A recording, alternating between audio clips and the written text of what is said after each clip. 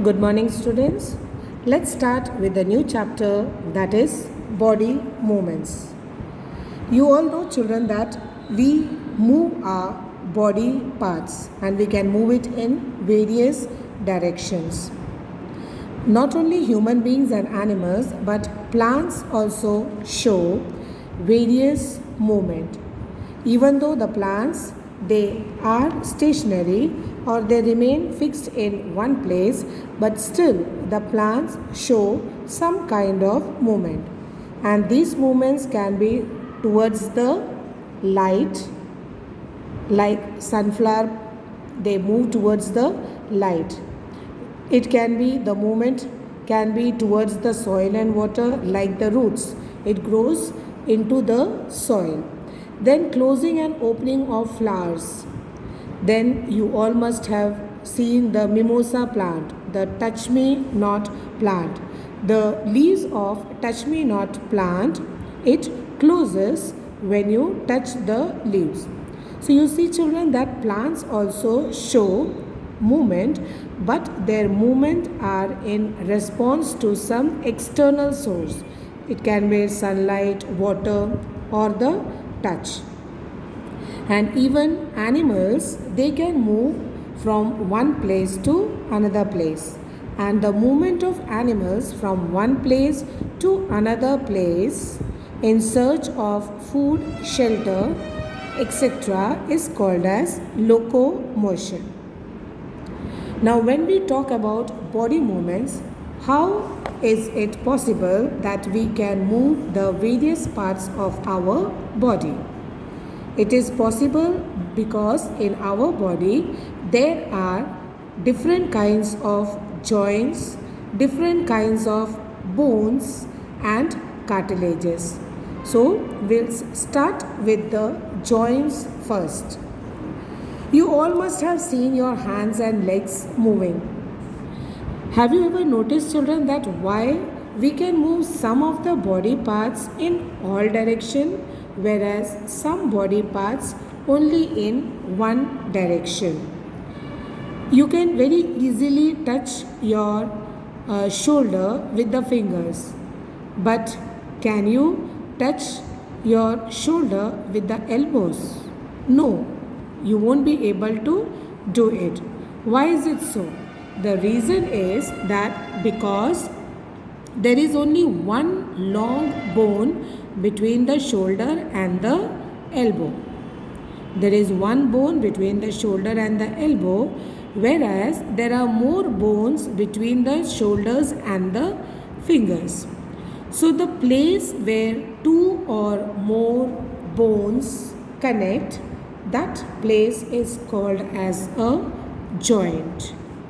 The place where two or more bones connect is called as joint, and these bones are attached by strong bands of tissues. And what are they called? They are called as ligaments. Now, joints are the place where two bones meet, and ligament are the bands of tissues which join these two bones. I hope, children, that is clear. Now we'll move on to the types of joints. There are basically three types of joints. The first joint is the immovable joint. The second are the slightly movable or the gliding joints. And the third one are the movable joints. Now, immovable joints or the fixed joints, as the name indicates, these joints, that is the joints or the bones are interlocked with one another and the movement is not at all possible. For example, the bones of the skull. Here you can see in the figure, this skull, children, the bones, they are all fixed joints. So no movement is possible. Even the joint between the upper jaw and the rest of the head, there also you find the fixed joint. So that is why the upper jaw do not move. Whenever you are eating food or when we are speaking or when we are yawning, it is the lower jaw that is moving, not the upper jaw. because in the upper jaw there are fixed joints. The second type of joints are the slightly movable joints. These are also called as the gliding joints or the planar joints. They allow very slight movement of the bones, for example the backbone and the wrist. The third type of joints are the movable joints. In this, the bones are free to move.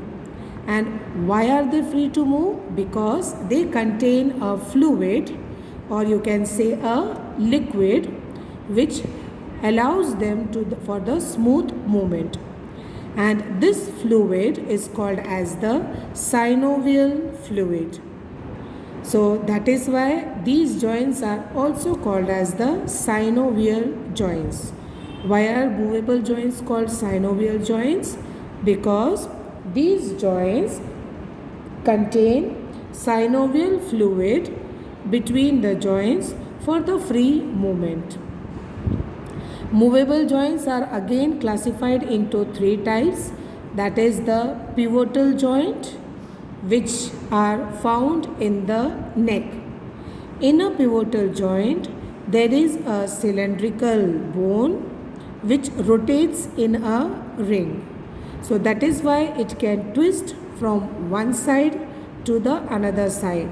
That is why children, we can very easily move our neck.